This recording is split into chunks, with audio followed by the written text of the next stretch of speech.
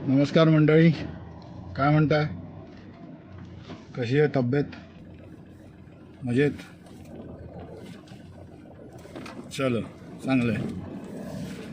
अच्छा, आजचा माझा हा व्लॉग जो आहे तो आजची जी मुंबईची कंडिशन आहे, जिथे सगळीकडे खोदून ठेवलं आहे.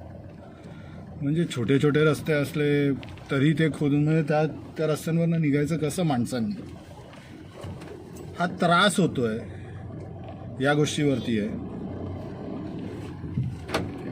म्हणजे मी आत्ता निघालो आहे बँड्राला, तिथे 9 वाजलेत. मला एक 9:30 पर्यंत तिथे पोचणं, म्हणजे पोचायला हवं, पण मला वाजणार 10. ज्या हिशोबाने मला गुगल मॅप दाखवतोय त्या हिशोबाने 10 वाजणार. ठीक आहे, आता इथेच बघा, 1 मिनिट.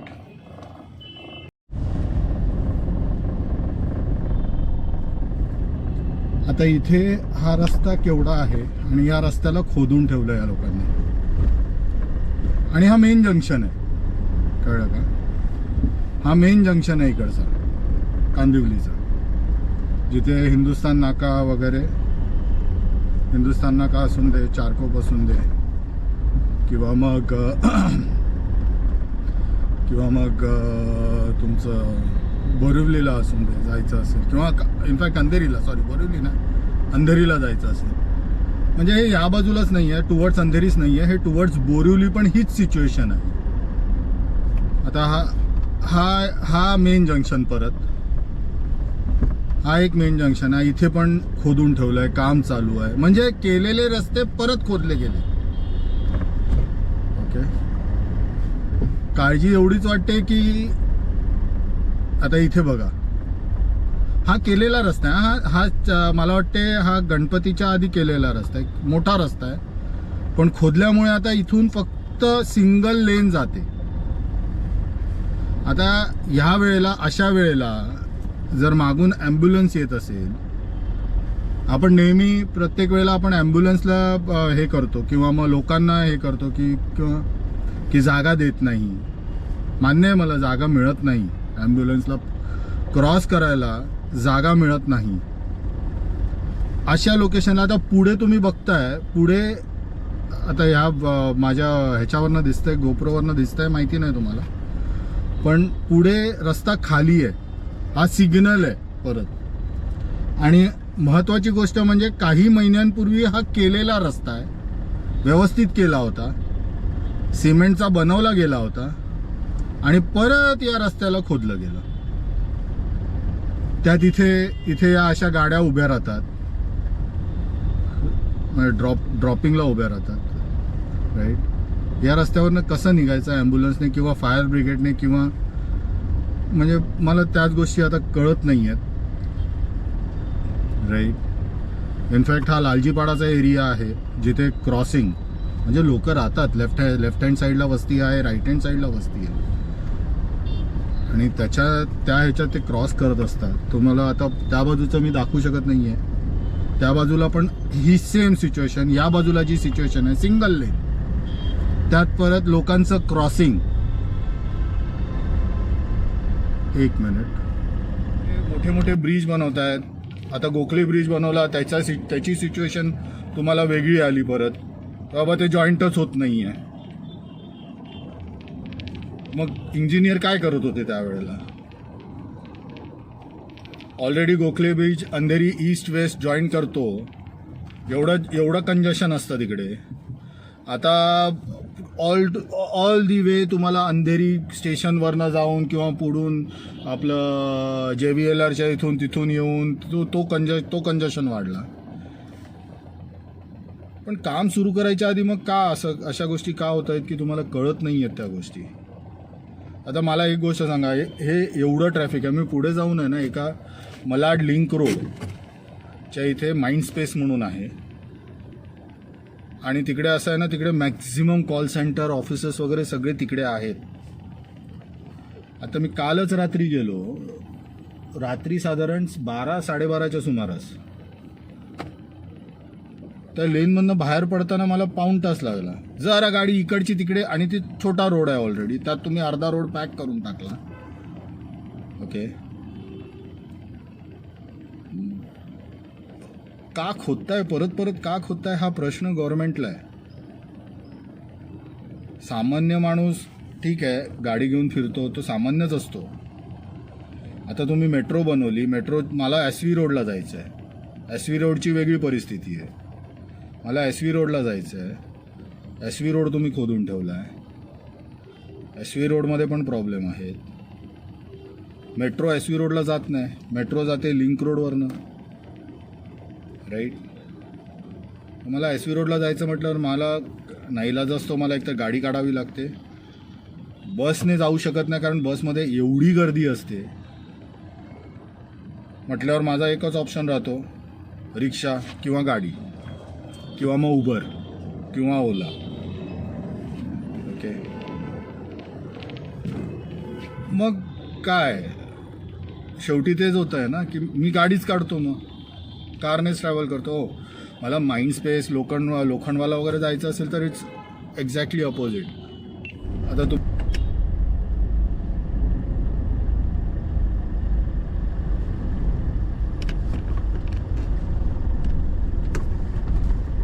हा बघा, हा रस्ता आता परत त्यांनी सिमेंट केला. आता हा कसा झाला आहे बघितलं तुम्ही, बघताय तुम्ही, वर खाली झालेला आहे. म्हणजे परत तीच गोष्ट की आता त्या बाजूचा करणार, मग या बाजूचा खोदणार. त्या बाजूचा खोदला की काही महिन्यानंतर परत त्या बाजूचा खोदणार. आता तुम्ही फक्त हा चेक करा रस्ता या बाजूला, म्हणजे सिंगल हा बघा, सिंगल गाडी जाते. यात चालणारी लोक पण आहेत. हे बघा, समोरून टेम्पो आला की संपला विषय. हा ट्रक आहे मोठा.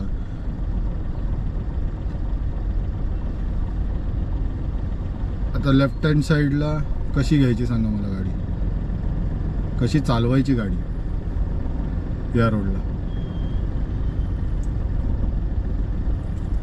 ही सिच्युएशन आहे आत्ताची मुंबई. आणि आज संडे आहे तरी ही सिच्युएशन आहे.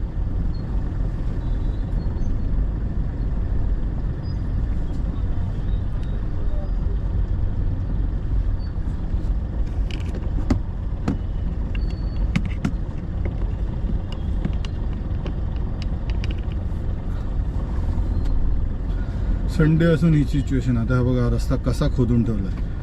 आणि हा चांगला होता रस्ता, मी येतो ना या रस्त्यावर, हा चांगला होता रस्ता. आता हा असा खोदून ठेवला यांनी.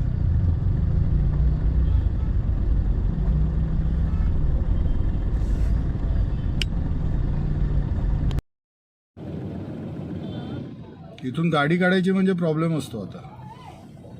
आता हा किती महिने रस्ता असाच राहणार आहे गॉड नोज. बाईक्स आहेत पार्क केलेल्या. हा मलाड माइंड स्पेसचा रस्ता आहे. हे 3 रस्ते तुम्हाला दाखवले आहेत आम्ही, जे जंक्शन आहेत. असं पण नाही की या रस्त्यावरनं काही ॲम्ब्युलन्स यायची म्हटली किंवा काय यायचं म्हटलं तर किती प्रॉब्लेम होणार आहेत त्यांना त्यांचंच माहिती आहे. इमर्जन्सीमध्ये लोकांना त्रास होतो. एनिवेज सगळं करतायत, ब्रिज बांधतायत, इकडून तिकडे 15 मिनिटात पोचणार, 20 मिनिटात पोचणार. पण सिटीचे हाल आहेत. Mumbai suburbs is suffering. भरपूर सफर करतायत लोक just because of this construction work going on. लोकांना त्रास होतोय मंडळी, लोकांना त्रास होतोय. सगळे म्हणतील आता की तुम्ही गाडी घेऊन फिरू नका. अरे गाडी घेऊन फिरू नका हे बोलणं सोपं असं हे नाही आहे ना. जसं मी म्हटलं मेट्रो पॉईंट टू पॉईंट जातं. मला मध्ये कुठेतरी जायचं असेल तर मी काय करायचं, उतरायचं, रिक्षा पकडायची. त्यात अर्धे रिक्षावाले तर जिथे जायचं आहे तिकडे नाहीच म्हणतात. अशा वेळेला काय करायचं मग माणसाने. तर हेच पोचवायचं होतं तुमच्यापर्यंत. निवेज, काळजी घ्या मुंबईकर, तब्येत सांभाळा आणि मजेत राहा. फक्त एकच आहे की या सिच्युएशनमध्ये जिथे तुम्ही जर बघत असाल की ॲम्ब्युलन्स चालली आहे, फायर ब्रिगेड चाललेली आहे, तर त्यांना फक्त जागा द्या. आपण आता खड्ड्यांवरनं गाडी चालवू शकत नाही, पण थोडीशी जागा द्या त्यांना, हीच विनंती आहे.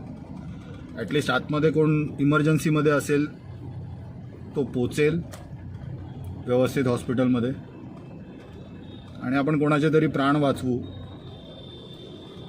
कारण ह्या ट्रॅफिकमधनं गाडी काढणं म्हणजे मुश्किल आहे. तरी हा प्रयत्न करूया आपण की मागून जर तुम्हाला ॲम्ब्युलन्स दिसत असेल, येत असेल किंवा मग फायर ब्रिगेड येत असेल, काही इमर्जन्सी व्हेकल, कोणतीही इमर्जन्सी व्हेकल इन्क्लुडिंग पोलीस जे आपल्यासाठी दिवस रात्र मेहनत करतात, आपण त्यांच्यामुळे सुखाची झोप काढतो घरात, इन्क्लुडिंग पोलीस, त्यांना जागा द्या, जायला जागा द्या त्यांना. कदाचित आपल्यामुळे